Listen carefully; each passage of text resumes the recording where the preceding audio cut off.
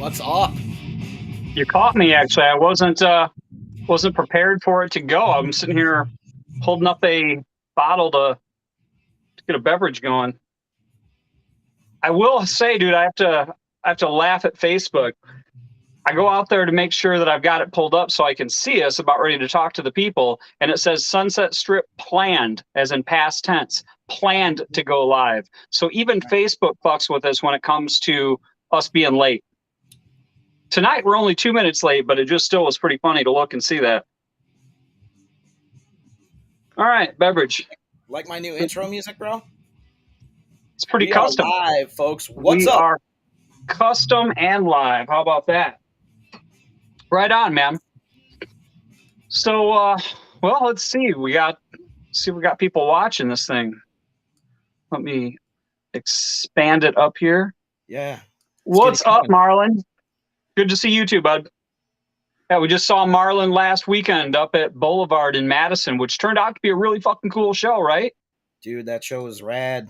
Dude, super fun. I mean, we hadn't been up to Boulevard in a couple minutes, so that one turned out to be extra cool in the sense that we hadn't been up there to play inside. We'd done a couple outdoor bike nights, but we hadn't been up there for that indoor thing for a couple of years now. Dude, what'd you just do? You flipped us. I put the comments up. So all right. I'm like, we're no longer side by side. My chin is cut off, but I see I'm full over here. So, all right. Trust me, you're full. I'm full. All right. I'm as much as people need to see me is what you're telling me. So I'm like a floating head. Yes. I'm just kind of here. Right on. Cool. But yeah, man, so Madison turned out to be cool. And before we get going too far in this, man, I want to give a shout out to our dudes, Justin and Austin. You guys might have heard us mention it a couple weeks ago that we have a couple new guys helping us out.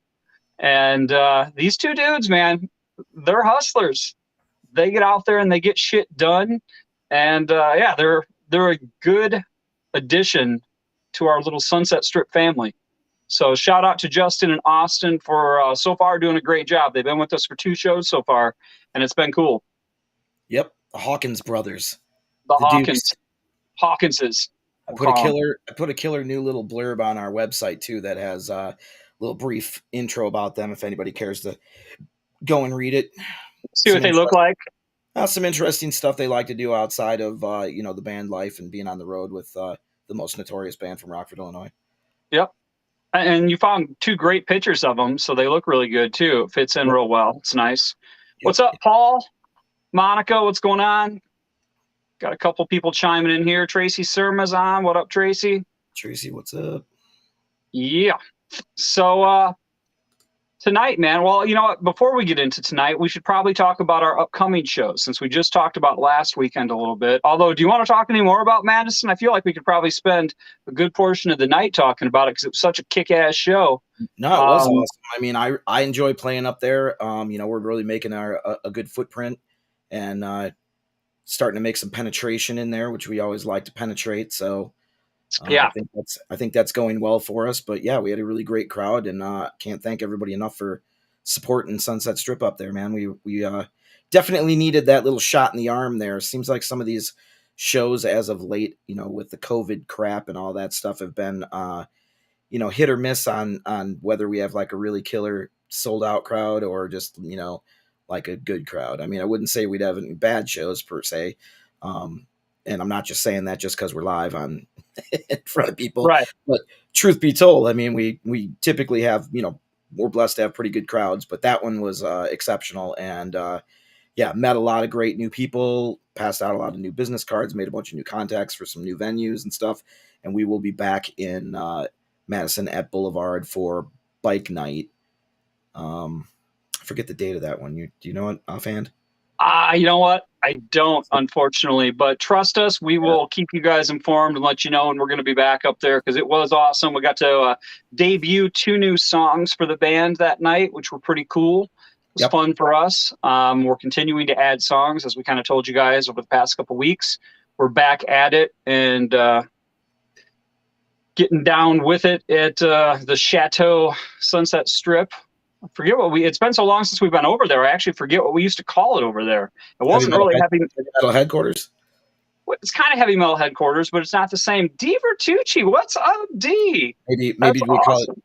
did we call it Fret's Lair? No, because I feel like because I mean, we've got technically it we is got the Fret's Lee Lair. layer. Yeah, we got the Lee layer over here He- with the hot tub and everything. So no, we called it something different. It might have been heavy metal headquarters for all I know. I just know of heavy metal headquarters as something else, like you and I both do. Regardless, we're back at it. Whatever the hell we call that place, we've been over there and working on some material that will be coming out. We might have another 1 or 2 coming out next week when you guys see us, for those of you who come check us out. And that's a perfect segue into our next 2 shows.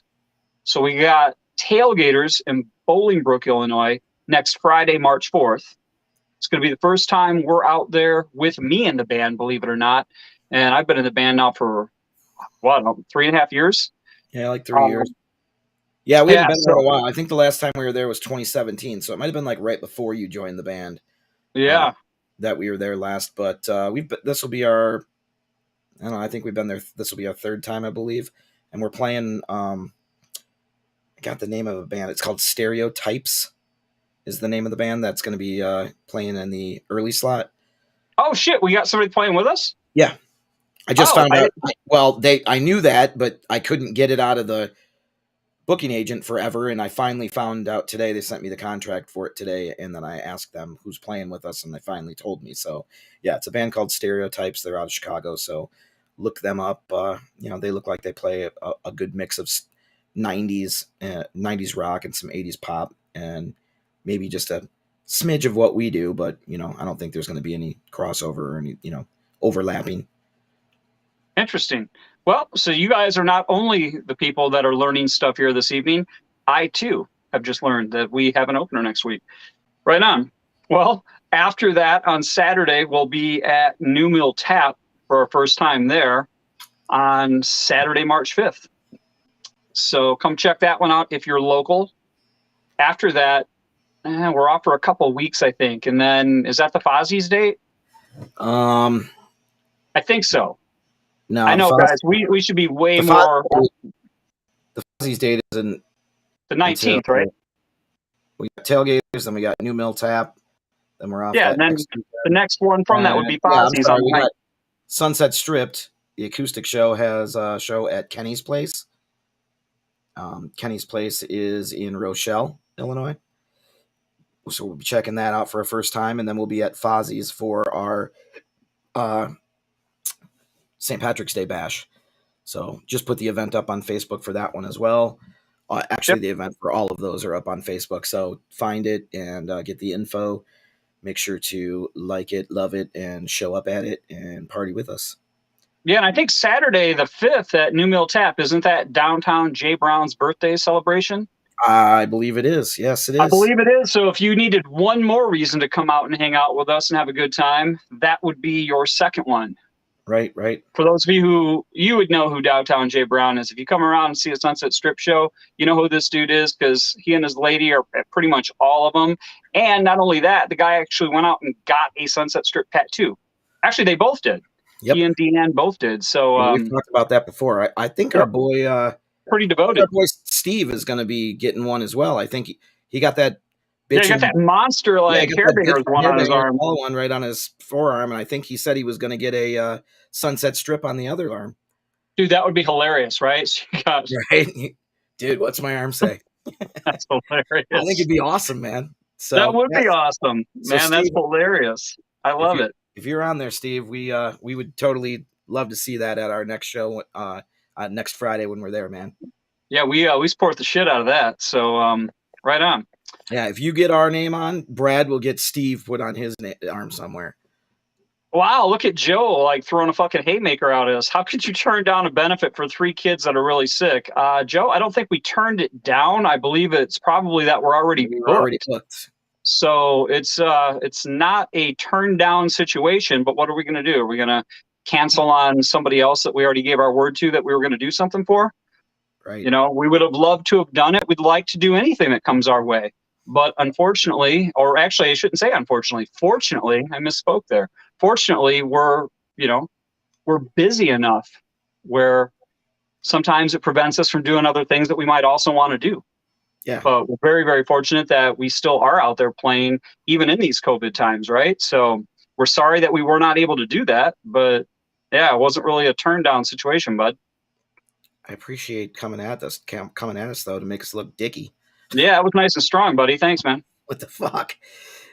Yikes! That's I not just the looked down case. and saw that shit. I'm like, whoo, here we go. Strong moving No, I tonight. will say, you know what? I totally respect Monica and Joe and their discipline. They do a lot of Yeah. stuff for people and a lot of benefits that they Yep. like to put bike runs together for and stuff. And that's all awesome. And they always ask us to do them, but unfortunately, we literally have always been booked every single time that they've asked. So that's really the truth. What it comes down to. So Yeah, 100%. So, all right. Well, you know what?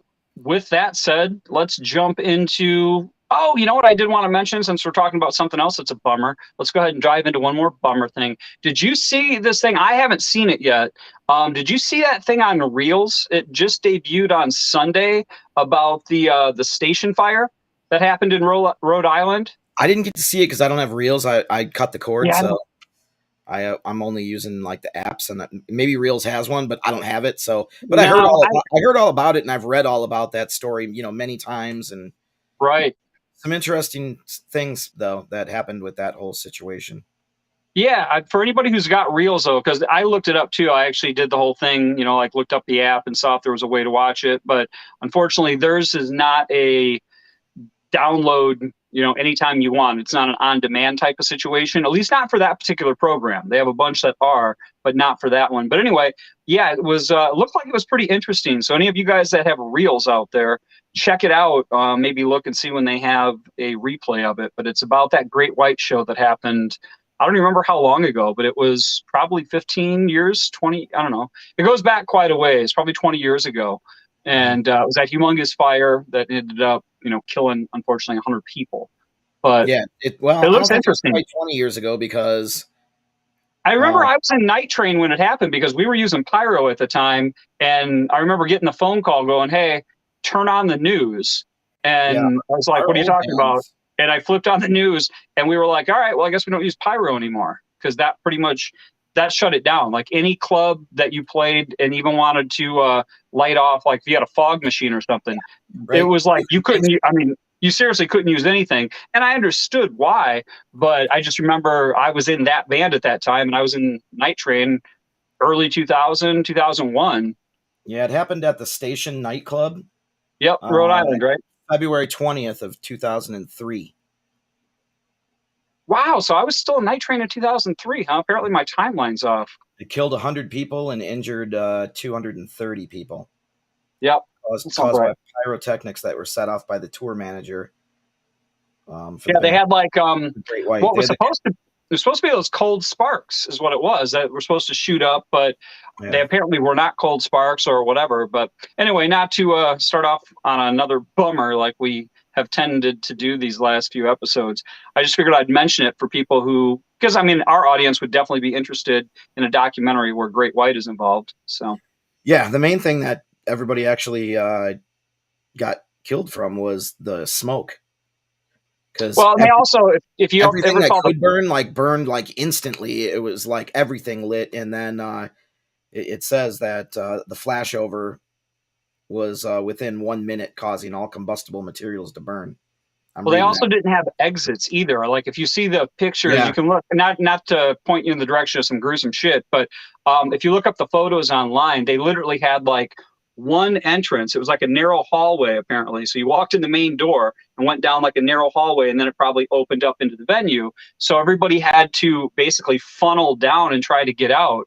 And the photo that I saw, at least, it had people literally, they must have just been pushing and shoving. Of course, you're scared, you want to get out. Right. But people were falling down.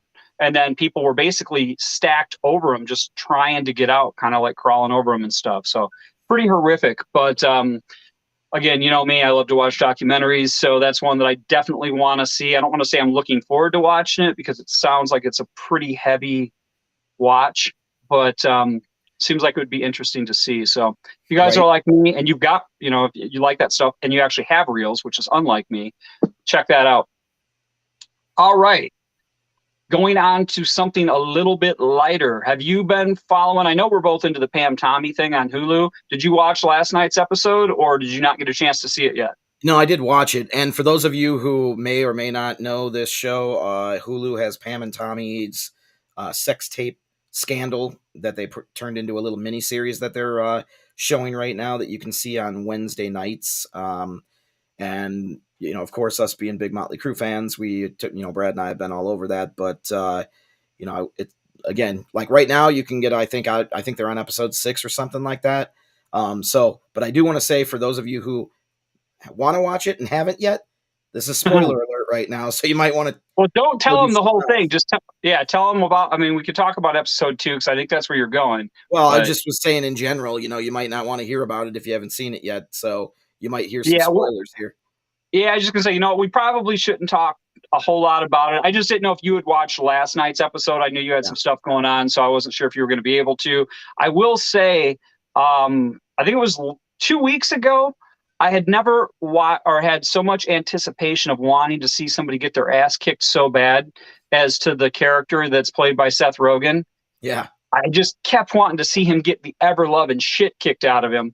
And then last night's episode was absolutely insane to watch, just in the sheer audacity of the attorney who basically wants to, make it seem like they did something wrong because they decided to film themselves doing some shit. And he wants to watch the whole video. He wants to watch it with her sitting right there so he can probably get off on it that much more. Like, I'm watching it and she's sitting right there. Yeah, I got to watch it with Pamela. It was fucking weird, man. Like, the whole time I'm watching it, just, just getting irate. Like, come on, dude. Yeah, it was pretty brutal. Nothing they could do. Hey, our boy Steve's on. The other thing is, too, is What's up, Steve? Hey, Steve, you might have missed it a few minutes ago, but we were just saying, man, it would be really cool if you had that Sunset Strip tattoo done by next Friday. No pressure, though. I know you were talking. We know that you got a whole other. We know you got something here, but we know you have open space on the other arm. Is what we're saying. Right. Just throwing the suggestion out there. What's up, TJ Porter? So, but yeah, dude, I don't know. It was weird to watch that and see this guy make her watch. And can you tell me who the people are in this clip? Well, I know it was a deposition. It's still me. I know it was a deposition, but I was like, where the hell was Tommy during this whole thing? You'd think he would have been there for moral support at least, I don't know, maybe by law you can't be during a deposition, but. Yeah, I think they do those individually. And quite honestly, it's probably best that he wasn't. I mean, the show doesn't depict Tommy would have been throwing haymakers and Yeah, I kept saying to Karen as we're watching it, I'm like, you know what? Because you could tell that Pam was getting upset and stuff. And I'm like, she needed to just try to keep her cool and just answer those questions as straightforward and monotone as possible instead of letting it upset her, because the guy clearly is trying to get her to swing at a pitch in the dirt. And Tommy 100% would have been dumb enough to swing at that pitch and jump over the table and probably swing at the guy and all sorts of stuff. But I do think you're right, though. I don't think that by law they can. I think it's the deposition is individualized per person, probably to not taint the other person's comments or something. Yeah. I don't know. I've never been deposed, but just saying that's probably what that is. But yeah, it was pretty crazy. So for you, those of you who haven't watched it yet, though, go check it out, man. It's a fun watch. They definitely make Tommy look very dipshitty in moments, which pains me because I'd like to believe he is not that dumb, but I also know that he's real childlike and, just a big kid basically. So it's probably somewhat true, but it's funny as shit regardless, whether, he's dipshitty or not. Well, I mean, let's be honest, dude. I know you've seen that video and so have I. And, some impressive things that happen in that video. Undoubtedly. Yeah, man. But, you can tell, yeah, I mean, in here, that's a private moment between a husband and a wife that they wanted to, film stuff. And you know what? I'm not going to confirm nor deny that I may or may not have done that with my girl.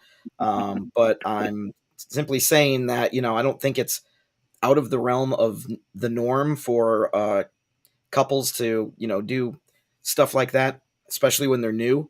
But you know, yeah, that guy was like berating her, like, oh, well, you were just doing this, because you knew that another boat could maybe see you, or, Right. like they're they're waiting for somebody to be a voyeur and just catch them in the act when they could pretend like they really didn't want to be caught. And it's like, dude, we saw that video, man. That they Yeah, were in the middle of that lake. There wasn't yeah, anyone else nobody. anywhere near them. Like, you couldn't see anything in the background. And I know now somebody's going to say, dude, what are you watching the background for?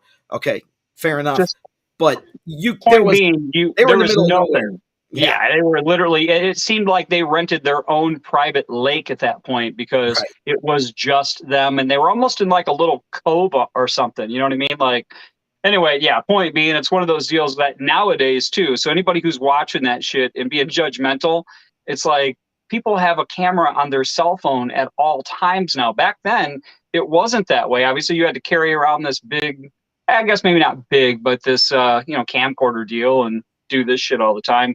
Now I think it's probably way, way more common that people are recording that type of stuff because it's right there. On You your just go phone, boop. right? Yeah, So yeah. I'm The not other saying thing, that there is or isn't anything out there like you said. I mean, just do me a favor. If I ever lose my phone, just give me my phone back without trying to jailbreak it. yeah, So to answer Tracy's asking how did the video get out. To answer that, so as the story goes, Pam and Tommy in Tommy's mansion, they were getting a very famous room in their house built, which you could see on MTV Cribs if you ever want to look that up on YouTube. Tommy gives a tour of that house, and basically he had a swing installed. It was like a big old love shack in this room that was just all satiny and very sultry and seductive, and lots of candlelight and stuff. Well, this contractor pissed Tommy off in some way, shape, or form, and he fired him. And then he wouldn't give his tools back to him. And in retaliation and revenge, this guy broke into their house and stole a safe that was in their house.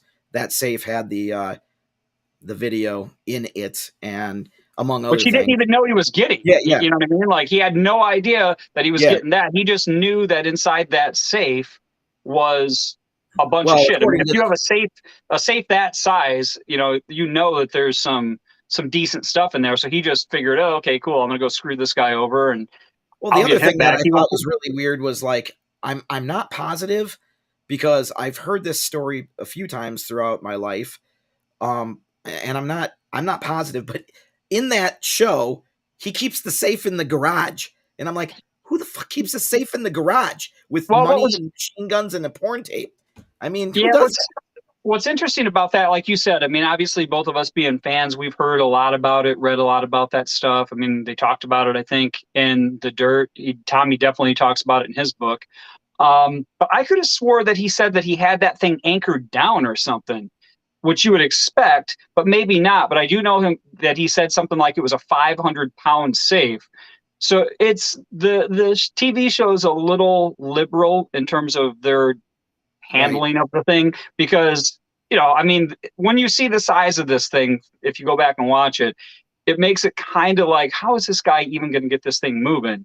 right. And they show him with a dolly and all this shit, but there's still the question of how do you get it up into the truck on your own?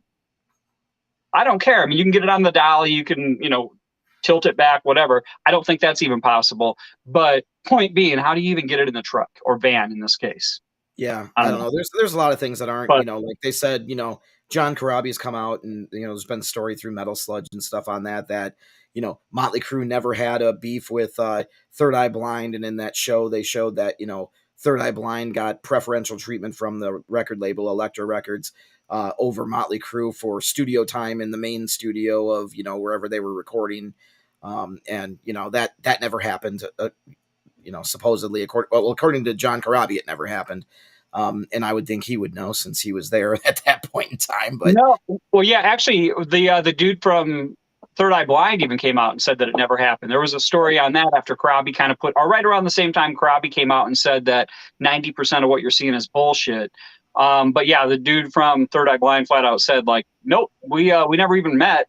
So, and then I think the filmmakers did come out and say that they took some liberties, and what they did was they looked at, Motley was on the decline at that point because of the changing styles of music. and they looked at, okay, who would have been a band on Elektra, on Motley's label, at that same time who potentially could have gotten preferential treatment over them.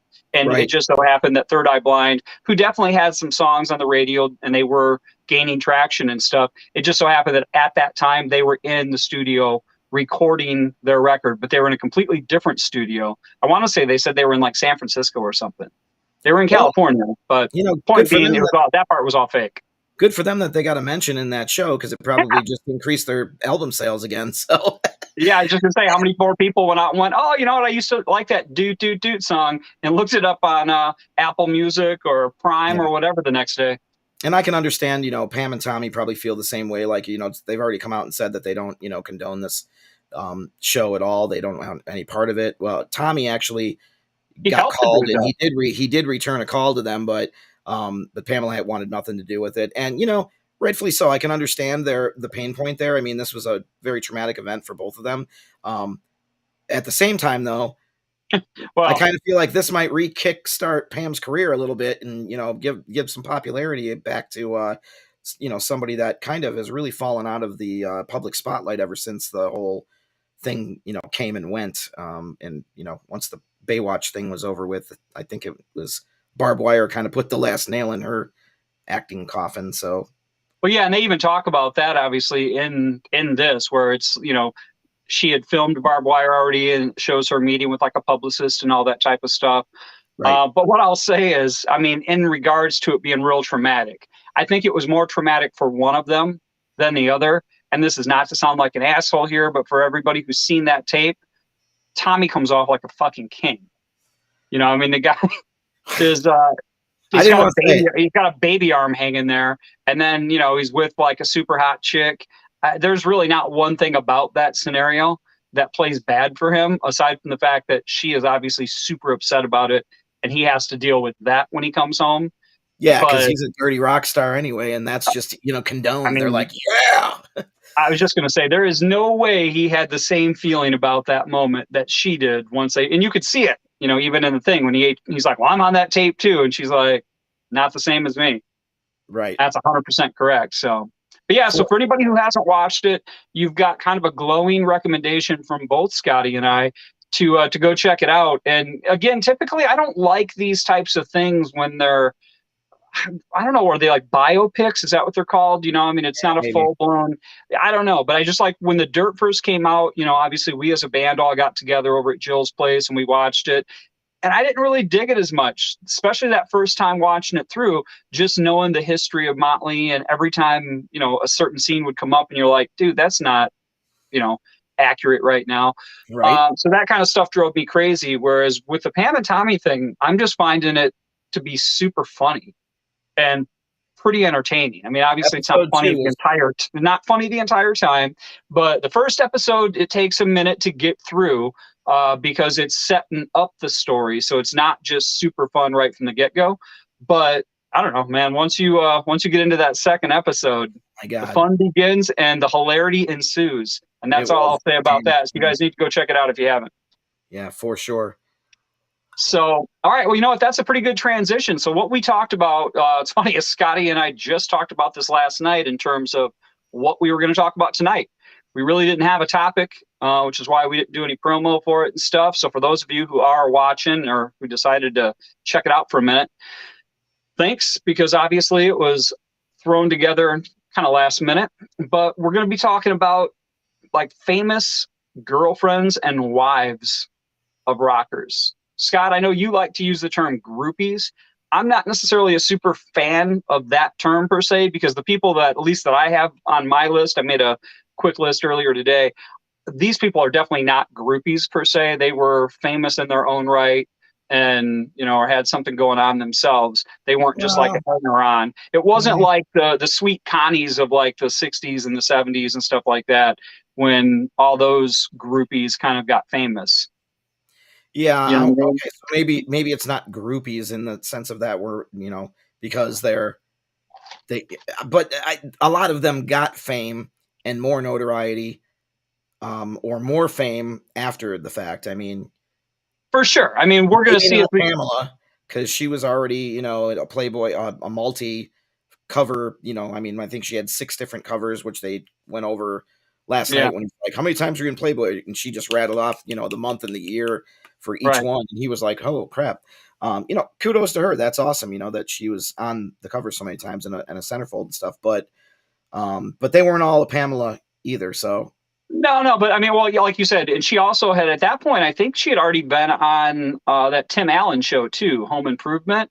She was on yep, very, very briefly at the beginning of that, and 91 to then 93. what's that? She was on that show from 91 to 93, and then again on the 1997 season.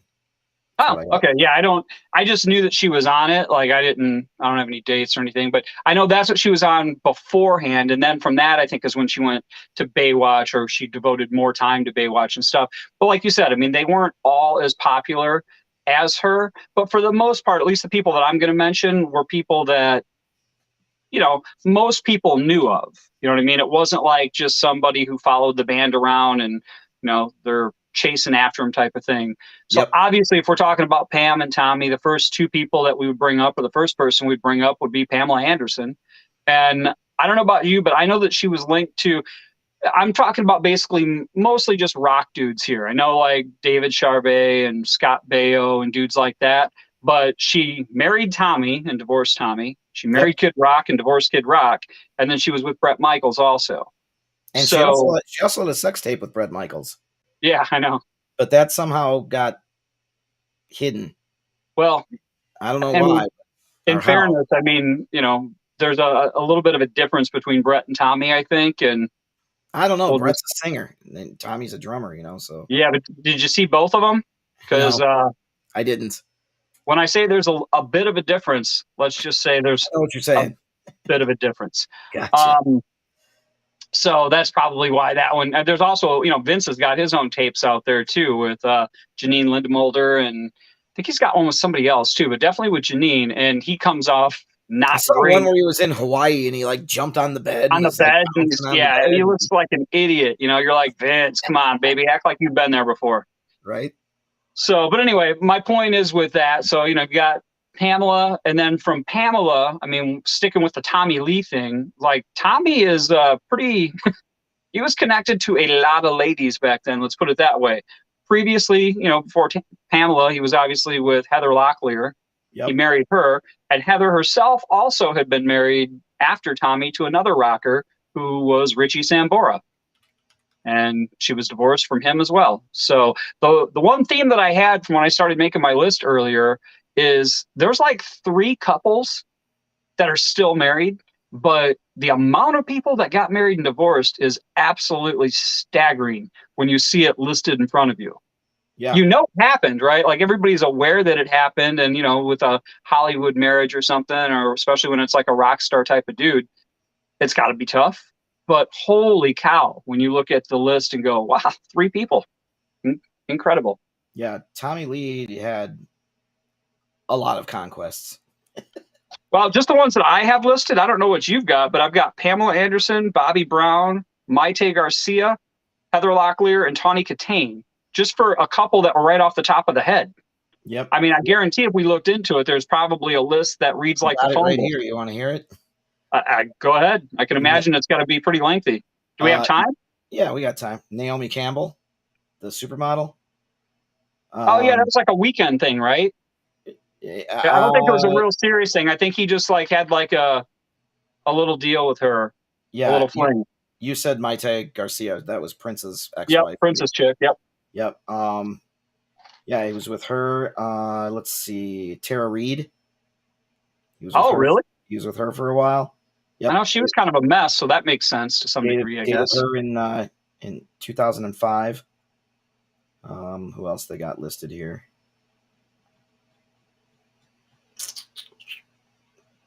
I said Heather Locklear, obviously. There was Pink. Yeah, I remember that was like a little thing. There was a photo of them coming out of like one of their houses or something. Yeah, he had something. I didn't know how much of a thing that actually was, but yeah, that's where she wrote that song. Like we know him. She wrote that song, and she's like, "I'm gonna go hang out with Drum Boy because he knows how to hit." She?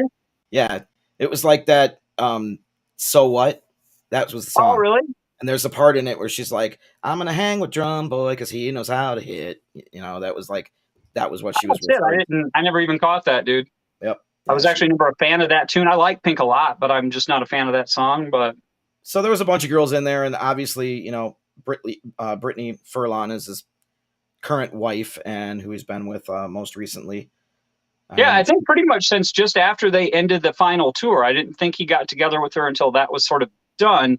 But the interesting thing about her was she was like a social media chick. Yeah, she was just like on Instagram. Now they call now they would call her an influencer, but it's right. like she was just some chick that was all over social media, and I think he just sent her a message because he's Tommy Lee and probably decided, hey, she did like funny stuff, and he thought she was hilarious, so that's what attracted him to her. Yeah, well, if you follow them on like Instagram or whatever, she is pretty funny in the sense that she's constantly giving him shit about stuff, which I would think that he would end up snapping and not taking some of that so well, but he seems to actually be fine. So maybe he finally got smart and mellowed out because he was kind of a fucking knucklehead there for a long, long time when it came to women.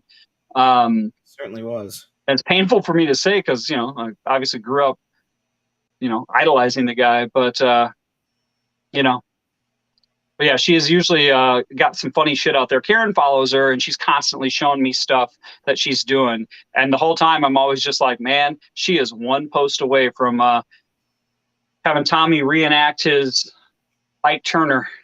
Oh, he dated that Daisy De La Hoya chick too. That was she was on that was on MTV. Yeah, she was on that one TV show. Daisy of Love, right? She was on Rock of Love with Bret Michaels, right? And then she had her own show, Daisy of Love. Yeah, he dated her. Then Shauna Sand, Kimberly Stewart, Rod Stewart's daughter. Yep. Aaron really? Nass. Yep. Aaron Nass. She was in Transformers: Revenge of the Fallen. Tara the Rita, one that nobody saw. Naomi Campbell, Pink, Blue Cantrell, Marta Garcia, Kimberly Pressler. No clue. Carmen Electra. Oh, yeah, because there was a thing where Carmen was married to Rodman, and then she was with Tommy, and then that was a whole thing for a little while, I remember. It was rumored that she had a fling with him. That was in 1999. But it was never confirmed, but they were photographed together quite a bit. What are the odds that those two people were hanging out together? Because I think they were photographed in like Vegas or something. I mean, let's be real. Then Pamela, of course, Bobby Brown, which you mentioned, Jessica Hahn.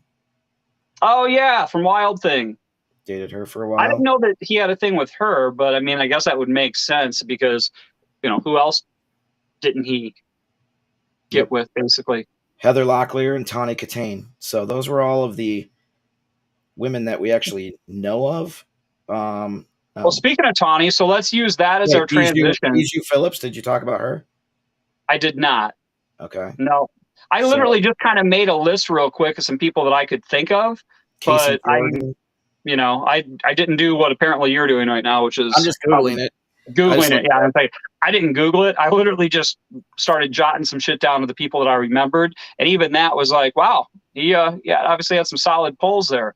But again, since we're talking about Tawny, let's use that as our transition to get into her, because Tawny herself had a few. Obviously, she was with Tommy, but early on, she was the girlfriend of Robin Crosby, the guitar player from Rat, and then she was actually on the cover of the first two Rat records. So if you got the EP that had the legs, which I have sitting here for those of you who haven't seen it, so trying to get the reflection off. So those are actually her legs with the rats on them, and then they also put her on the cover of Out of the Cellar. So that's her there. Wow, she also had an affair with O.J. Simpson while he was married to Nicole Simpson. Oh, Tawny Katane did? Yeah, I'm reading that. That's interesting. Well, then she obviously went on to marry David Coverdale and divorce. You know, they got divorced as well. Yep. But and then she was famously in the videos for Whitesnake, for Here I Go Again, and for Is This Love. Everybody remembers obviously the car video for Here I Go Again, where she's doing somersaults and shit on the black and white Jaguars. So. Yep. Yeah, so that's what I'm saying. Like the people that we're talking about so far, these are not people that I would refer to in a groupie sense because they kind of had their own shit going on. They might not have been uber famous per se, but they also weren't like, some chicks that were probably just chasing after these dudes. Right. You know, Yeah. No. the No. I other get one, what you say. I'm not. the I'm not other one saying. that that really kind of, I don't want to say started it, but kind of started it was Valerie Bertinelli and Eddie Van Halen. And I got to show you this, dude, because I just picked this up the other day and it's bitching. Check this out. Oh shit! Where'd The, that one the come from? Eddie Van Halen Funko. And That's he's cool. literally, I can't tell, I don't know if you can see that. He's like Yeah, it's fucking like floating. jumping. Yeah, he's floating in the air, dude. It's That's awesome. cool. That's Yeah, cool. so obviously there was Eddie and Valerie that started, I think, early 80s. And that was kind of, before everybody started having like a rock star husband per se. That was pretty early on. And again, just that caliber there. I mean, I don't think she was probably what you would refer to as a groupie. It was probably a chance meeting or something like that. Or some of the interviews that both of us probably have read is somebody saw somebody on TV or, like on a Victoria's Secret runway or a lot of the supermodel type things. And they call their publicist or somebody and go, hey, give me so-and-so's phone number. Right. Like, that must have been nice to be Yeah. able So to have that's that kind funny. of And then you didn't bring up. accessibility. We talked about Bobby Brown too briefly. Yeah, I figured I'd let you get into the Bobby stuff here. I've got obviously notes on her, but Yeah, I read. I read both of her books or listened to the audio books of them, and Dirty Rocker Boys and Cherry on Top are the names of those two books. how's the And second one? How was I, Cherry on Top? Because I've it got was a Dirty lot of Rocker the Boys. same. It was a lot of the same stories and same things, um, but not maybe as in depth as she got into like the first book. So the first book, I think she went a lot more, deep dive, um, and no pun intended. And then on the Like a second book, hot dog down a hallway. on the second book, she was way more high level, and there was like some other content that wasn't in the first book. So it was interesting. She had stories obviously about all of the rock stars that she'd been with and actors, and stuff. And yeah, oddly enough, she gives the highest marks and the highest compliments to Leonardo DiCaprio. Well, For she also talks about him being a total nerd back then. Yeah, she said he was just a young, brand new actor. She's like, man, that guy was hung like a Yeah, elephant. she. I'm like, Now, really? I will say this too. I mean, she obviously went through some horrible shit with Tommy. So, to some degree, you got to wonder, like, is Leo really packing that much heat, or is he, right about the same? Because she actually says in that book that he puts Tommy to shame, and it's like, man, I can't imagine somebody putting that dude to shame. For those that have seen the video and seen Yeah, that thing, I I don't mean, really there might imagine be that. somebody I don't who's really think around, about it. So who's in the same ballpark, but I feel like that's rarefied air there. So I mean, you know what? Kudos to Leo if he's packing more than Tommy for sure. But again, for those that haven't checked those books out, I can't comment on that second one. But Dirty Rocker Boys was a fun, I don't want to say read because I actually, like you, I listened to it on Audible. And, it's fun. I mean, I always like it better when the author reads their book, and she does read, she's the narrator of this one. But she spends a lot of time talking about Tommy. So again, if you want to hear some Tommy dirt, no pun intended there. yeah, Tommy and Check Janie. that one out. And yeah, a lot of stuff about Janie too. Of course, obviously, since she was married to him. And then there's the other actors and stuff that are in the mix, and a couple other musicians. But yeah, Yeah, so she also was with, obviously, from listening to the book, then that she also had a thing with Matthew Nelson. yep, and that didn't go so well. Yeah. Um, And even Rob from Milli Vanilli. How the hell yeah, that happened? Like, when you look at the rock dudes, you go, okay, well, they were all like super popular at the time and they all looked cool. But I don't know. I don't know how you look at Rob from Milli Vanilli and be like, hell yes. and for any of you that are watching or that will watch this that don't know, Bobby Brown, of course, is most famously the girl in the cherry pie video.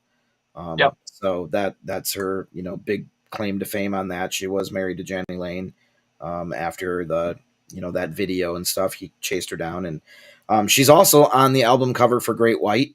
She's the blonde girl that's on the Once Bitten, Twice Shy album. Twice Shy. It's just, yeah, I think that one's just Twice called Shy. Twice Shy. Sorry. Yeah, the Twice first, or the one before it was called Once Bitten, then that one that you're talking about was Twice Shy. Shy. But So what she you're was probably thinking of is she was in the video for Once Bitten, Twice Shy, the song. right. She was on that. Yeah, she had a brief little height or relationship there with Jack Russell. She I was don't think also she did, dude. I think she was just brought in for the video. I don't think she had a relationship. I think they just hired her because they actually had her do House of Broken Love too. Yeah, no, I think they did actually. Well, in her book, I think she talks about like dating him for a little bit, but Maybe it's in the second one. I don't remember that in the first, but could be wrong. I just thought that she got hired for those videos that they liked her. She had done that hurricane video for I'm On to You. She doesn't really look the same. Like if you ever go back and watch that video, I remember I loved that tune. But she's like this teeny tiny stick figure basically in that thing. Not that she was ever, big back then. I mean, even in Cherry Pie, she was real thin. yeah, But you could just tell how young she was in that hurricane video. yeah. Anyway, sorry, dude. Go ahead. I didn't know that she dated Jack Russell. I didn't think so. But yeah, and then most recently, the last thing that she was in that you can catch her in music video wise would have been the "She's Tight" video with Steel Panther, which also features Rockford's very own Robin Zander. So he's in that video as well, and they did a cover of Cheap Trick's "She's Tight," and it's pretty bitchin'. I actually really like it a lot, and I think our band is going to end up doing that song here eventually. But yeah, it's a pretty cool tune, and she's in that video as well. So yeah, she has a long and storied career of being a rocker girl and a rocker's girlfriend, and has been with many of those guys from the era of music we all love. And yeah, now she's a best-selling author, and she's been kind of doing that thing, and that's all. she was on that TV show with Vince's ex-wife. Ex-wives of rock, yeah. Yeah. She was also on the cover of a Steel Panther record too. She was on the cover for, I think it's Live from Lexi's Mom's Garage. Oh, that's right. But she's on the cover. She's like got her hair in curls or something, or rollers rather, and she's got like a bathrobe on or something. Still looking smoking hot there, but yeah, like you said, I mean, she definitely is. I guess she was engaged to Tommy Lee, and then he actually like split and chased down Pamela while they were supposedly engaged, and all of a sudden she found out they were married and was like, what the hell? Yeah, so the story goes, right? That's hence why she spends quite a bit of time on that Dirty Rockers book talking about Tommy and their relationship, and actually just her admiration for Tommy before, because like us, she was a fan of him when she was a kid, and then she just found herself in a weird position to actually be with the guy. So yep. Yeah. All right. Well, let's see. We should jump into Nikki Sixx territory here, because that dude also has been around, let's say. I don't know about what you've got, but I've got a couple Playboy Playmates that he was with. He had his wife, Brandy Brandt, who he divorced from. Another wife, Donna D'Erico. Is that what it is? Is that how it's pronounced? Yep. Donna D'Erico. Yeah. So he was obviously married to her. She was also a Playboy Playmate, and she was also a co-star with Pamela on Baywatch. And then a lot of people obviously know that he was with Kat Von D, I don't know, 10, 15 years ago, something like that. That could have been a more brilliant relationship for him. He's like, hey, why don't you redo all of my tattoos? Oh, and then never mind, I'm out. Yeah.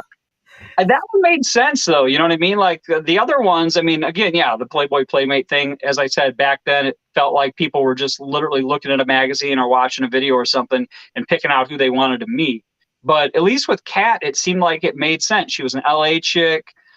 She looked cool. I got to agree with Sarah. She was gross, man. She still is gross. I didn't think she was gross at all, man. I met her one time walking in California. I was coming out of the Rainbow, and she was coming out of the Roxy, and we literally like ran into one another because I think I was talking to the person I was with and vice versa, and then ended up, grabbing a photo with her and stuff. And I don't know, man. I like that sort of thing, though. I like. Wait a minute, you fanboyed somebody? Yeah.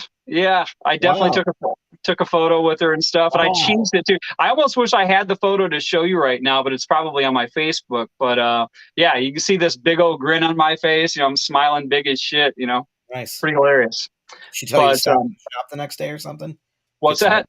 She tell you to stop in the shop the next day and ask for her to get some work done? No, but I absolutely would have went and been Yeah. happy to pay because she does Yeah, incredible work. I can't say that I would pass that up if I had the opportunity to do it, but yeah, good luck getting in to have her actually tattoo you. That's got to cost. Yeah, there was arm and always a leg. wait. I think I told the story a couple weeks ago, or I don't even know how long ago, but when Karen actually got a couple tattoos at her shop by a guy that happened to be from Elgin, Illinois, and he's back tattooing in Elgin now. But yeah, that was, 100% correct, because there's no way. At that point, I think she was probably mostly tattooing just celebrity clientele. Right. I don't even think there was probably a waiting list for dudes like you and I, even if we did want to spend the insane money that it would have cost to get tattoos from her. But the other person I had listed for Nikki was Vanity. If you remember her. Right. Yeah, she was actually the chick that was supposed to be in Purple Rain and then ended up getting replaced by Apollonia Cotero. Mm-hmm. But take my earring. Yeah. The big hoop earring. Here, put this. But yeah, so Nikki had, if you remember correct, this is literally how fanish Scott and I are, because I'm pretty sure he'll remember this. When him and Tommy both started really getting heavily tattooed, Nikki had a big V tattooed on his arm. I don't remember which side it was, but I think probably the right. So I think that's what each of them had. Their first full sleeve was their right arm.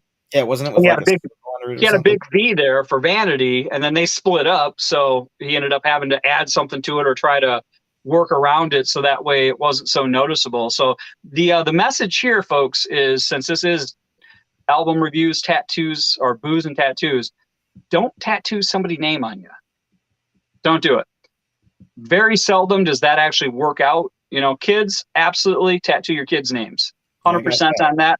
100% on that.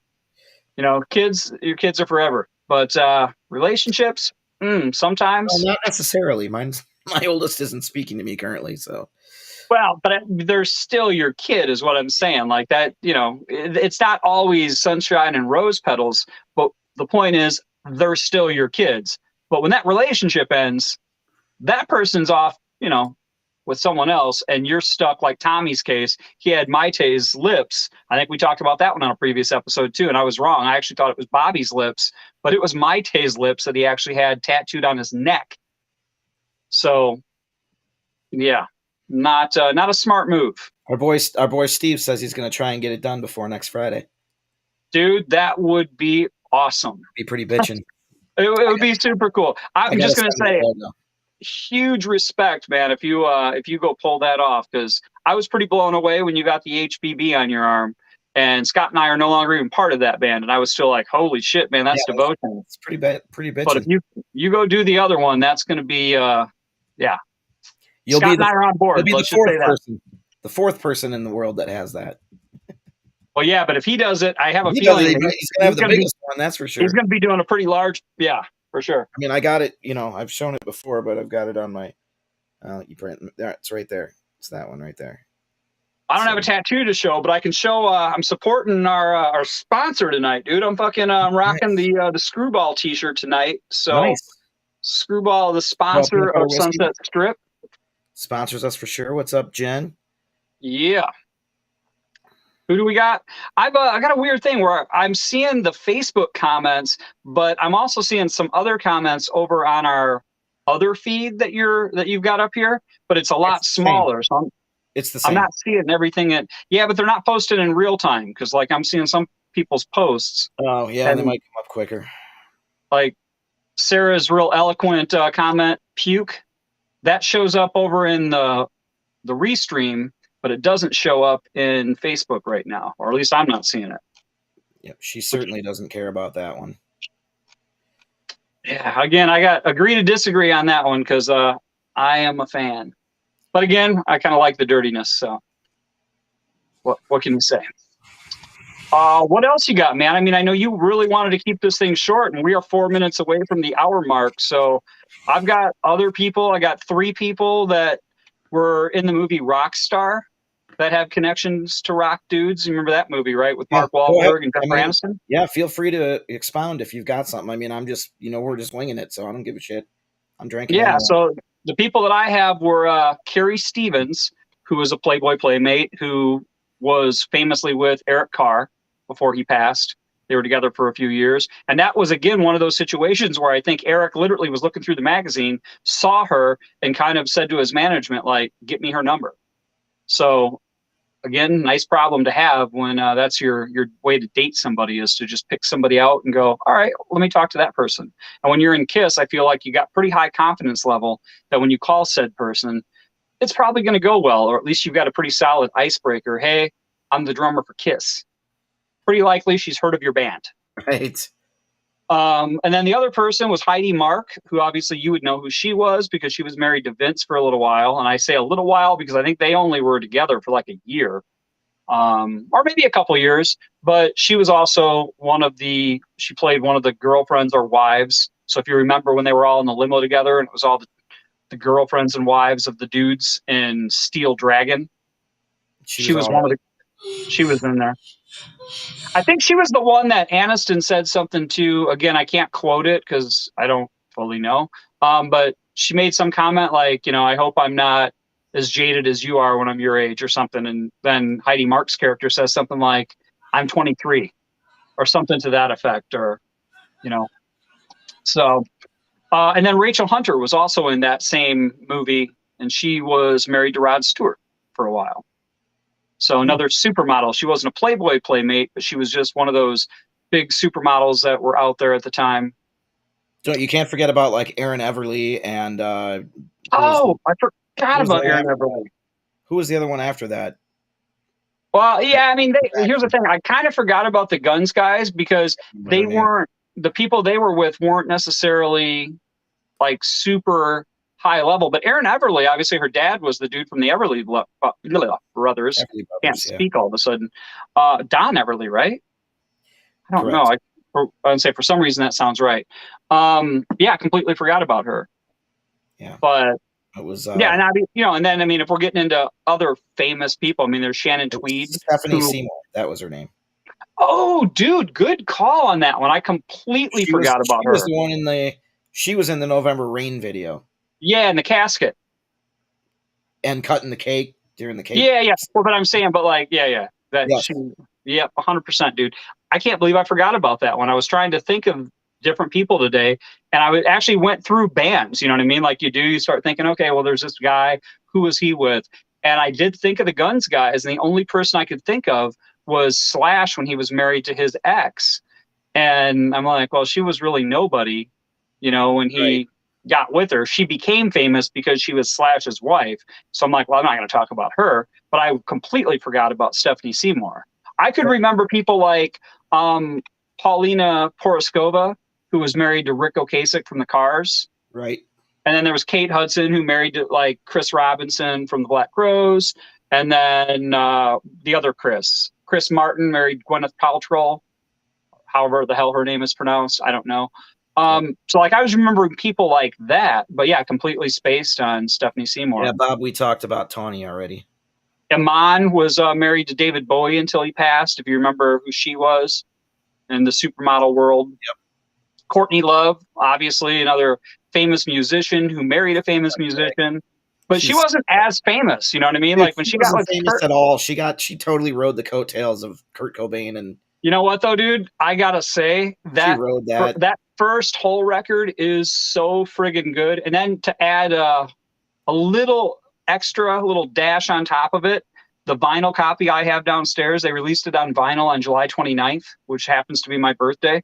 So it's actually a record I dig, and it was released on my birthday, so I've got to like it twice as much now. But truth be told, though, I really do love that record. But the stories are that I think Kurt was rumored to have wrote probably a lot of that record. And I don't give a shit because it's just a good album. Right. And that even her second record, though, was a lot more glossy. But that one was actually a really good record, too. Definitely a prettier record than the first one. The first one was definitely darker and just, I hate the term grunge, but it was grungier sounding or, whatever. Adriana Smith was the girl that was in the Rocket Queen video for Bryce was asking that. Oh, our boy Bryce is on? Bryce Havens, different Bryce. Oh, I was thinking the other Bryce. Okay. What up, Bryce? Sorry to get you confused with our dirty buddy, Our other friend. our other buddy who's a Oh little. God! Now Niskern's on. Jesus. Now it's off the rails. Yeah. Now it's going to be like Rain Man answering. All these No, what's going to happen is we're a minute over because now we're 2 minutes over. We said we were going to go an hour, so we're already. I told you guys when I put my post out, if you're betting on us, take the over. I didn't it's care. 9:02, I just wanted to go. Niskern's going to be like, "You guys are going long. You're not shutting up." Yeah. Right. And for that, I've got a "fuck off, Jimmy" right in the chamber, followed up by a "go fuck yourself." Yeah. He wrote something that nobody cares about. Billy Corgan wrote a ton of stuff on the second hole record. Oh, did he really? Kind of relevant, I guess, but we don't really care about that. We're talking about. Well, but I brought it up, so hold on. I opened the door, so we can't really shit on him for that. But again, that second hole record is really, really good. It just sounds like a completely different band. You know, the song Malibu is like a super pretty kind of almost pop song, really. Whereas when you're listening to Doll Parts off of the first record, it is anything but pretty. So, or in tune. Well, I don't know, man. I love that album, so I can't argue with you. A couple other people I had written down here. This is actually kind of a funny thing. So Courtney Cox, famous for being on Friends. Courtney's been on a bunch of shit, but I think most people would agree, super famous for being on Friends. Jennifer Aniston, also super famous for being on Friends. They dated the same dude, Adam Duritz from Counting Crows. Oh, no kidding. I think Adam was with Jen first, and then somehow made his way to Courtney, which I can only imagine had to have been weird as shit. And I don't even know how that would work. I'm guessing maybe it didn't last long, or maybe they were. Like, I know you guys are friends. You know what? He's a dude, so I guarantee what went through his mind. He's like, "Hey, what do you think about hanging out with Courtney tomorrow? Why don't the three of us go get some drinks and just hang out, and see what happens? Maybe we can give Courtney the Cox." Nice, dude. I teed that up for you without even knowing I teed it up. That's awesome. So, and then actually, if you want to reach back really far, I don't know if Surma's still on with us, but she is a Bon Jovi nut. She loves those dudes. So she would remember that way, way, way back, John Bon Jovi had a little fling with the actress Diane Lane. Really? Yeah. Seems like she's a little out of his age range. I don't know about that. I know that there was a little thing, which is kind of strange because his longtime girlfriend, who's his obviously longtime wife, Dorothea, I don't know what the scenario was, but I mean, it was a famous thing. Like, it was out there. So I don't know if they were on a break. Yeah, I got to be honest, besides Dorothea, I have no idea about anything of that band. And then obviously Richie Sambora was married to Heather Locklear for, 12 years, but. Well, he also was with Denise Richards, too. I don't think they got married, but yeah, he was with her. He was with Orianthi, if you remember her, guitar player chick. Yeah. And I think in the 80s, I think he was with Cher also, which ironically enough, Gene Simmons was with Cher pretty famously back in the 70s or 80s. She shared herself a lot. She definitely shared herself. She found someone. See what I did there? Dude, I swear to God, we're killing it tonight, man. I'm loving it all. It's great. But Gene also was with Diana Ross around that time, and then was with Katie Seagal, if you remember, or not if you remember. Oh, with the sound effects. Guys, I'm telling you. Sorry. He's not the best color man in the business for nothing. Right there. I'm trying.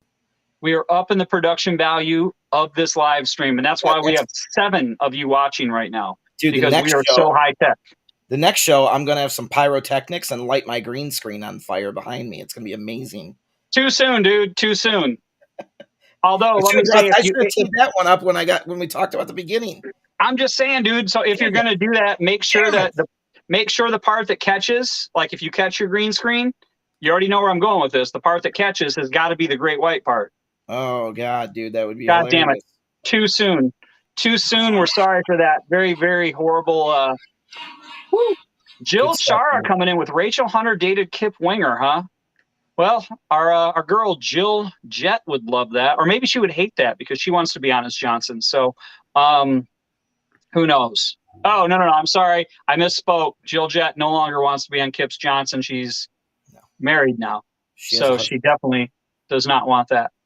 But I did not know that, Jill. So thanks for the info there. By the way, good to see you last weekend, Jill. We got to see a bunch of our fans that are friends, actually, not even fans, man. You guys are our friends. And we got to see a lot of the people that watch these Thursday night things up in Madison last week. And that was pretty cool.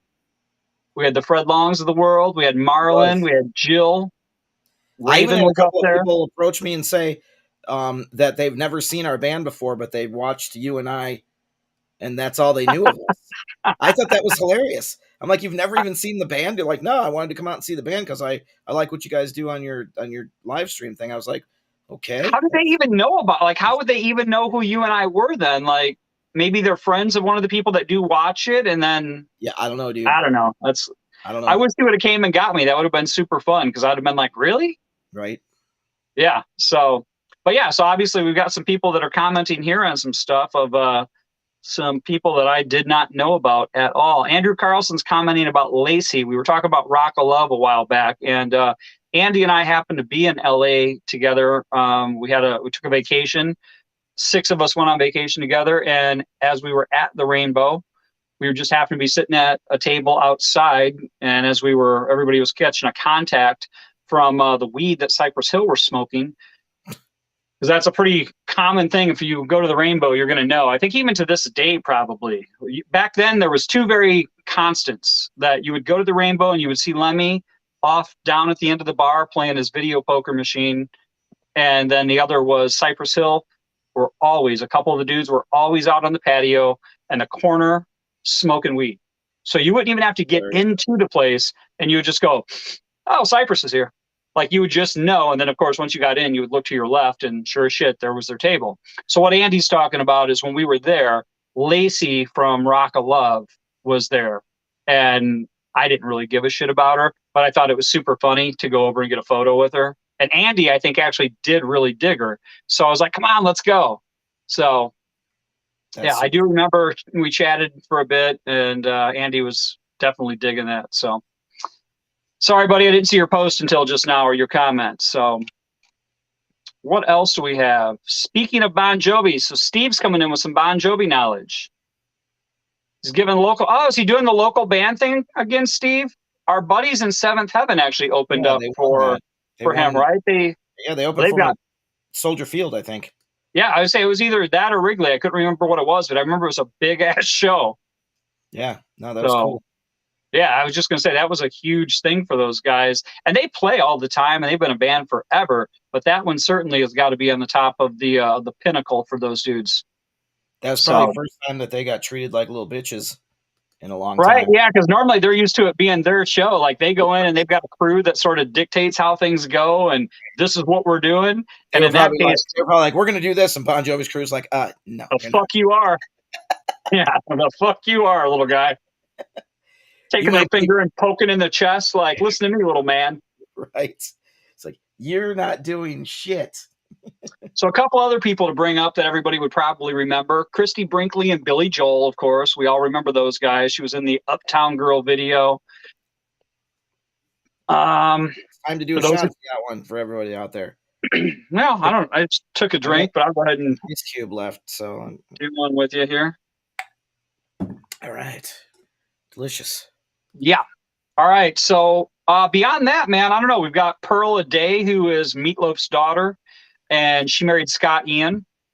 So when I said there's only a few people that are still married, the people I have on my list that as far as I know, that are still married, Shannon Tweed and Gene Simmons, who took forever to get married because Gene didn't want to do it.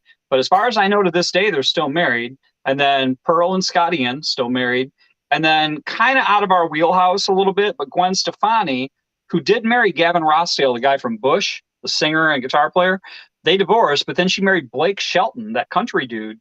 And I think they're still married. That's because she didn't like the 70s. She didn't what? She didn't like the 70s. What do you mean about the 70s? What's the band was Bush. Ah, nice. Oh, I'm embarrassed that I didn't catch that, dude. I can't believe I didn't catch it. Dude, come on.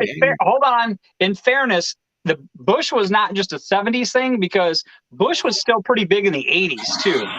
We didn't start seeing the landing strip didn't start getting real popular, and certainly the beyond the clean approach that didn't start happening until like I think late 90s, early 2000s. Prior to that, man, it was like Wild Kingdom down there. Yeah. I mean, again, we're two dudes. I mean, what do we know other than our experiences? I know the hedgehog got his name for a reason.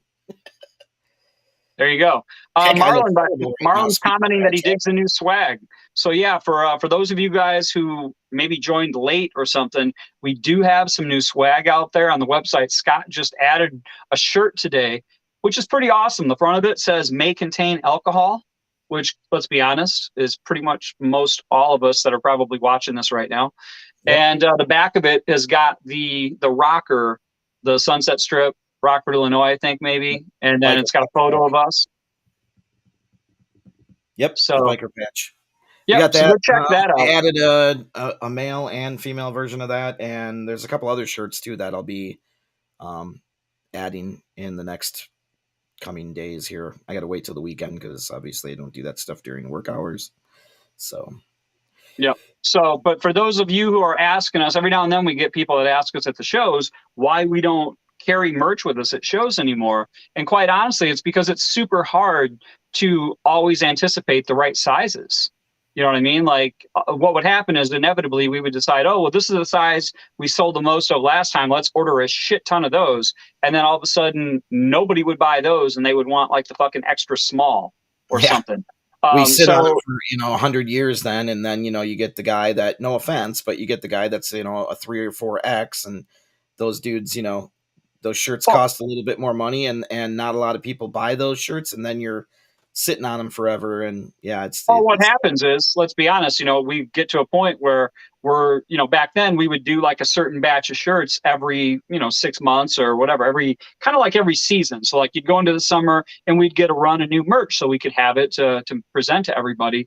And then, all of a sudden we would have like a bunch of, say, even just XLs, not even double or triple X, but just XLs available. So then what happens is like, all right, well, what are we going to do with these things? Well, let's go ahead and use them as giveaways and throw them out to the crowd when we play these big festivals. Well, then you get like some little girl in the crowd who catches the shirt and it's an XL, and she can basically take it home and use it as a fucking towel because there's no way she can wear it. Dude, here's what's really funny. Funny story about that too is that we were selling the shirts, and maybe this was an instance that, like you're saying, where we just gave one out at a show, but back then I don't think we were really doing that too often because it was kind of new that we were like doing the shirts and stuff.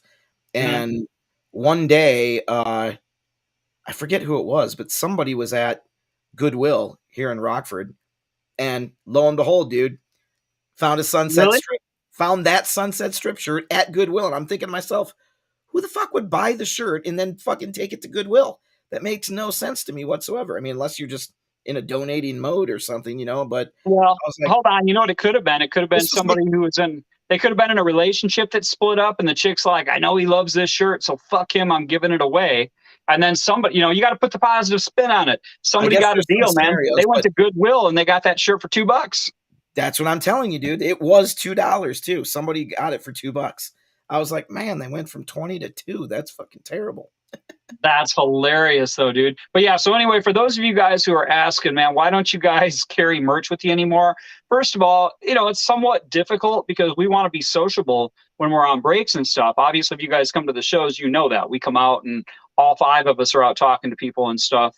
And, if you have merch, you either have to have a merch person or you have to have one of the band members or multiple band members go over and operate the merch table. And I'll be honest, man, there's not one of us that you could probably convince to, hey, you want to go over and sit at the merch table on break? Right. No. Dude, no, I don't. Back to Jimmy here. Jimmy's saying he's the one that did that at Goodwill. I'm going to have to call bullshit right there. And I know it wasn't him because there was still fucking sleeves on it. That guy doesn't own a t-shirt with fucking sleeves on it. Oh, that's hilarious. That's true. It's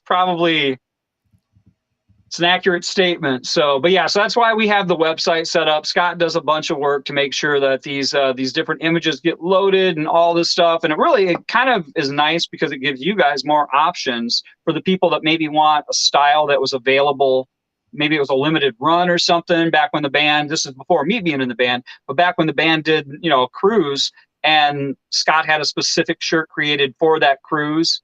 And then all of a sudden people really liked that design and wanted it.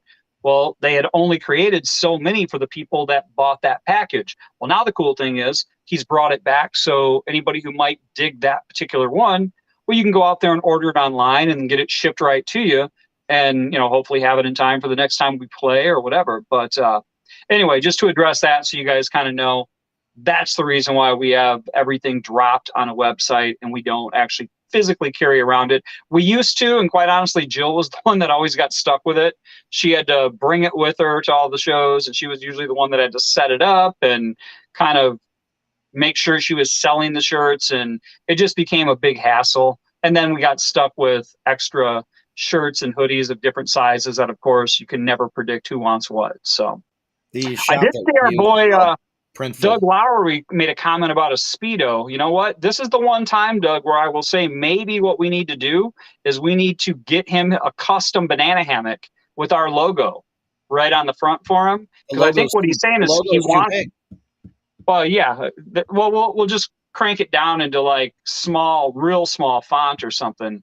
I don't think they could print it that small. Yeah, I don't. You're the graphics guy. I don't know how small fonts get. For him, I could probably get SS. That might fit, right? Probably. Right on a nugget pouch? That might fit. Just over the beans? So, all right, Doug, we'll look into that, buddy. I'm only assuming that's why you brought up Speedo. Either that or you're referring to my kick-ass suggestion from a couple weeks ago when we were talking about Chicago bands, and I mentioned Caviar, who had a song called Tangerine Speedo. And if that's the case, you know what, Scott? Get him a tangerine-colored Speedo, and then in black lettering, you could put the SS. I actually am making a custom one-piece swimsuit for the ladies out there for the summer. So, really? That'll be going on there. Is that going to come in thong fashion or just regular covering the cheeks fashion? No, it's. It's got some. Are we calling it European? Maybe? Decent. It's decent. I'm actually making a custom one for Sarah that has the Firebird on the front of it. Oh, yeah. And then on the back, it has my autograph and said Scotty Von Blazin was here. All right. So let me get that for You her. just made it awkward when I was talking about a thong, and then you brought up your lady. So thanks for that. Well, it's not thong. No, I understand, but I was bringing that part of it up. It's not like this big full coverage thing either. I mean, it's, it's like a... It's not 50 style? Correct. It's nice. Again, I'm just saying, it took a little bit of a turn for me when all of a sudden you brought your lady into the mix, and I was like, maybe not. Right. Probably don't want to talk about that. What else we got here in comments? Let's see what's going on. As far as people, I think we pretty much covered everybody I had. The only other person I had listed here was Shanna Mokler, who is a beauty pageant winner. You probably wouldn't know who she was, but she married Travis Barker, who is now famously engaged to Kourtney Kardashian, of all fucking people. Like, really? Right. Get married to a Kardashian, but whatever. She's got some dough, and, well, he's got plenty of dough, so they're just going to be rich together. Yep, and then Machine Gun Kelly and Megan Fox. Oh, I didn't even think about MGK, but I did have Lita Ford down, who was married to Chris Holmes from Wasp, and then she was also married to that asshole. I thought he was that porn star guy. That's Mike Holmes, though. No, that was John Holmes. John Holmes, that's it. John Holmes. Chris Holmes was the drunken guitar player from Wasp. John Holmes was the retro 80s porn guy that apparently was hung like Tommy Lee. And then, she married that Jim Gillette asshole, that singer from Nitro, who, if you've read her book, that guy just sounds like a fucking douche. Wait a minute. But is that Chris Holmes guy? Does he have a video out right now that's on, like, Prime? Tubi. Yeah, it's on Prime. It's called Mean Man. Does he live in like fucking Sweden or something now? Yeah. Did you watch it? I watched part of it and I couldn't get into it. I mean, the guy's just too out there. All right. Well, I loved Wasp, man. I still love Wasp. I love Wasp, but he doesn't talk a lot about Wasp. It's more about what he's doing now, and it's like, eh. Yeah, he's kind of a hillbilly now. Sadly, unfortunately, recently some news came out about him after Wasp put out that they were going to be on tour again. Not with him, but some news came out that Chris now has cancer, which is kind of a bummer. But that dude was amazing. I got to see him live in the heyday of Wasp. on the record for what was the album? I'm thinking it's Blind in Texas was the single, and Wild Child. Why can't The Last Command? Okay. I got to see Wasp open up for Kiss on the Last Command tour, and Chris was just, you could take your eyes off him. The guy was super tall and thin and just fucking energy everywhere and awesome. So for me, I actually thought that documentary was fun to watch. It's a little cringeworthy at times because he's a little rough around the edges. Right. You know, I mean, not even a little. He's a lot rough around the edges. The guy's wearing like a Mickey Mouse shirt at one point, or he's got like, I don't know if it's Pluto or who the hell is on his cracked out and like it's not good. He's completely sober now, though. Like the guy, he got himself, clean and stuff, but definitely had his struggles. But yeah, you're right. That thing's out there. It's called Mean Man. I've talked about it a couple times on this thing, just because, again, I love those documentaries. So Lita was married to Chris. She was married to Jim Gillette. She famously dated Nikki Sixx, and she also dated Tony Iommi from Black Sabbath. Yeah, you didn't know that. And in her book, she talks about kind of what a dick Tony Iommi was too. Apparently, he was an alcoholic and kind of an abusive asshole as well. So sadly, some of these rock guys apparently did that shit with their ladies, which is kind of a bummer to hear about. But yeah, what are you going to do? What other comments do we have out here? Andrew Carlson coming in with Last Command. Thanks, buddy. But I think I found it before. I don't know if you said it before I said it, but. Well, once again, let's bring it home here. I think we've got, once again, for those of you that are still tuning in or will tune in or have tuned in, killer show we had in Madison last week. Looking forward to the next time that we're back there. Super fun. Can't say enough about that one. March 4th, we will be with Stereotypes is going to be in the opening slot, and we will be headlining at Tailgaters in Bolingbrook. So that's next Friday. There. That's next Friday, and then on Saturday we will be at New Mill Tap here in Rockford. So that'll be our first time there as well, but that should be a good time, and I expect a good turnout for that. And then after that, we've got the stuff coming up for Fozzie's for the St. Patrick's Day Bash. That's always a huge party. I totally recommend that if you're going to go to that, you better call ahead and make sure that you have reservations for a table way in advance, because that will get packed slammed. Yeah, we don't want to be the people that put out there, this will sell out, to try to encourage people to do it. But in this case, we don't necessarily sell out per se, but they will definitely hit capacity, because typically we do pretty well at Fozzie's, and that show specifically is always a fun show. Oh, dude, the last time we were there, it was like sardine can. I mean, it was hard to move. Yeah. So definitely try to do a job, though, of taking care of everybody, so you don't have to sit and wait for drinks for hours and hours. And oh yeah, Rodney rules. Yeah, they're really good. The whole staff. The whole staff, for that matter. But for sure, definitely call ahead. Try to get a table reserved, and come check out that place. Cool place too. It's a fun one to do. It's very local for all of us, so that makes it even more fun, because I think it takes me all of about 6 or 7 minutes to get down there. Nice. So that's always nice. Yeah, man. So I don't know. Tonight was an interesting one. We obviously threw this together at the last minute, but we thank you guys for joining as always and watching. For those of you who commented, thank you for engaging. It's always cool. We appreciate you guys always, and we'll let you know. We'll talk about it, and we'll figure out if we're going to do another one, or basically what we were doing is we did the first two when we came, back to back, and then we were doing every couple weeks, and sometimes things get in the way, so we can't always do them. So Scott and I will figure out if we're going to do these. If we do, it probably will be on that every 2 week schedule, right?